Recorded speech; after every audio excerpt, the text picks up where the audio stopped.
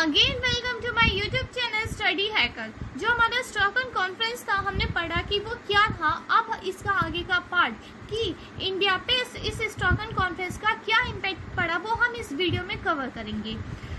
हमारा जो इंडिया था उसने भी पार्टिसिपेट करा था इस स्टॉकहोम कॉन्फ्रेंस में, और हमारे उस पे हमारे जगह किसने पार्टिसिपेट करा था? इंदिरा गांधी ने, जिन्होंने जो उस टाइम की पीएम थी, हमारे इंडिया की जो उस टाइम की पीएम थी इंदिरा गांधी, उन्होंने इस कॉन्फ्रेंस में पार्टिसिपेट करा था और उन्होंने स्पीच दी थी ecological management and poverty alleviation.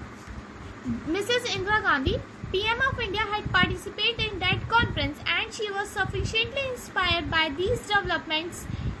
जो मिसेस इंदिरा गांधी थी PM ऑफ इंडिया, उस टाइम पे जो PM ऑफ इंडिया थी इंदिरा गांधी, उन्होंने पार्टिसिपेट करा था और वो बहुत ज़्यादा इंस्पायर हुई थी इस कॉन्फ्रेंस से। The provision regarding the protection of the environment were incorporated into the 42 amendment act pass in 1976। हमारी जो 1972 से पहले हमारा जो कॉन्स्टिट्यूशन है उसमें कोई भी इन्वायरमेंट से जो रिलेटेड कोई भी वर्ड नहीं था, क्योंकि जब कॉन्स्टिट्यूशन फ्रेम हो रहा था जो फ्रेमर्स थे उन्हें ऐसी कोई नीड नहीं लगी कि इन्वायरमेंटल जैसे प्रॉब्लम भी हमारी कंट्री में आ सकती है, तो उन्होंने उस टाइम कोई ऐसा नहीं हुआ। फिर उसके बाद डेवलपमेंट हुआ तो उसकी वजह से इन्वायरमेंटल प्रॉब्लम्स हमारे यहाँ पे आ गई। तो उसके बाद जब स्टॉकहोम कॉन्फ्रेंस में इंदिरा गांधी ने पार्टिसिपेट करा, उसके बाद हमारे यहाँ पे चेंजेस लाए गए।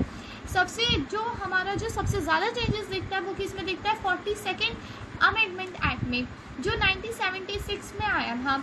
इसमें हमें पता है कि हमारे यहाँ पे 3 तरह की होती है, फंडामेंटल राइट्स होते हैं, DPSP होते हैं, और क्या होती है? फंडामेंटल ड्यूटीज़ होती हैं। इसे हम कोर्ट में इन्फोर्स करवा सकते हैं, but DPSP and fundamental duties को हम कोर्ट में जाके इन्फोर्स नहीं करवा सकते। ये ड्यूटीज़ होती हैं, मतलब जो DPSP होता है वो स्टेट पे मॉरल ड्यूटीज़ होती है, स्टेट्स की मॉरल ड्यूटीज़ होती है, स्टेट्स को क्या करना है। और फंडामेंटल ड्यूटीज़ जो होती हैं वो सिटीजन्स की मॉरल ड्यूटीज़ होती हैं कि उन्हें क्या करना है।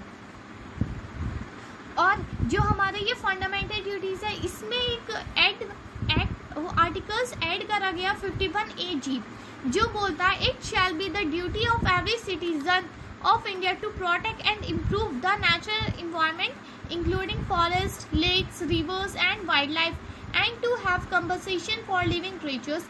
कि ये ड्यूटीज़ होगी हर सिटीजन्स की, हर इंडियंस के एक सिटीजन की, कि वो प्रोटेक्ट करें और इम्प्रूव करें नेचुरल इन्वायरमेंट। नेचुरल इन्वायरमेंट में क्या क्या आएंगे? Forest, lakes, rivers, wildlife and to have compensation for living creatures.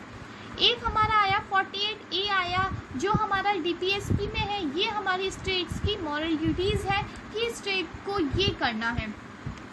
यहाँ पे ये जो स्टॉकहोम कॉन्फ्रेंस, ये जो SC है मैंने यहाँ पे लिख दिया, ये SC जो है वो स्टॉकहोम कॉन्फ्रेंस को डिनोट कर रहा है। कभी आप लोग समझे जो SC है वो सुप्रीम कोर्ट को डिनोट कर रहा है, नहीं, यहाँ पे ये स्टॉकहोम कॉन्फ्रेंस को डिनोट कर रहा है। SC Stockholm conference 1972 also had the impact on the environmental laws।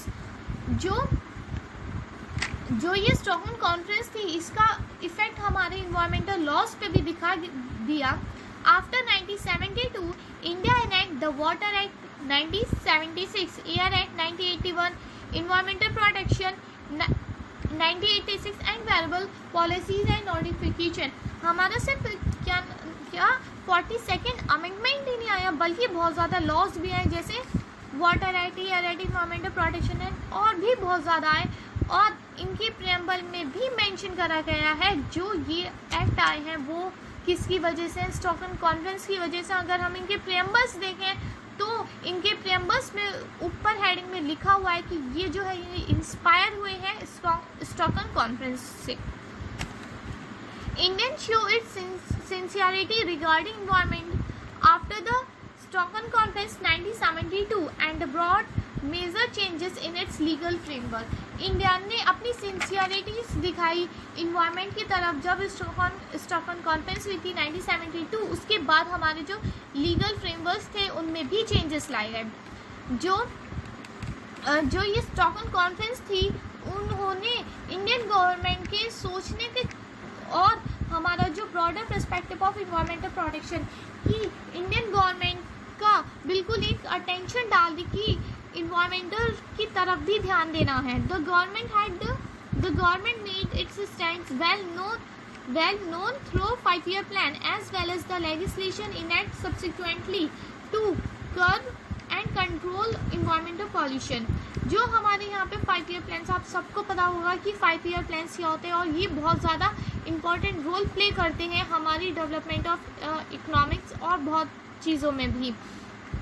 और जो 5-year प्लान्स थे उनमें भी जो इन्वायरमेंट के लॉस के बारे में हमें दिखाई देता है।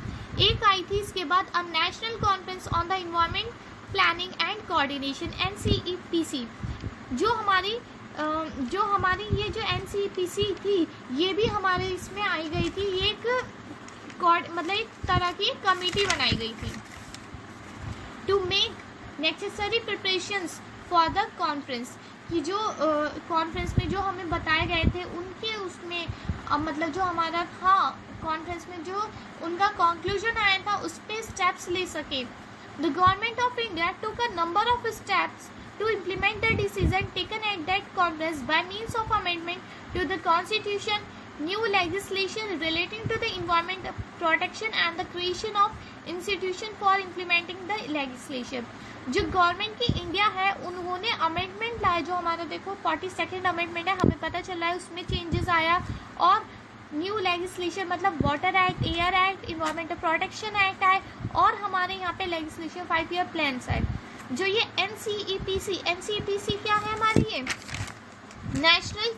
National committee on environmental planning and coordination को ही NCEPC बोला गया है।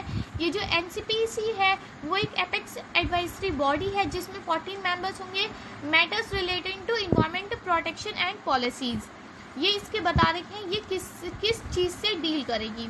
और हमारा जो क्या है 7th शेड्यूल में चेंजेस आए जिसमें हाँ हमें पता है हमारे उसमें 3 तरह की लिस्ट होती है, उसमें भी चेंजेस आए। और containing the 3 list area relating to environmental protection upon which centre and the state legislate. Forest was subject of list 2nd, transfer to list 3rd and protection of wild animal and birds. जो हमारा पहले जो होता था जो forest था वो 2nd list का सब्जेक्ट था, बट उसे बाद में 3rd लिस्ट का कर दिया था। मतलब इसमें क्या होता है 3rd लिस्ट में क्या होता है कि जो फॉरेस्ट है उस पर जो डिसीजन ले सकती है वो सेंट्रल गवर्नमेंट भी ले सकती है और स्टेट गवर्नमेंट भी ले सकती है। Thank you and please don't forget to subscribe my channel and please share my video and thank you so much.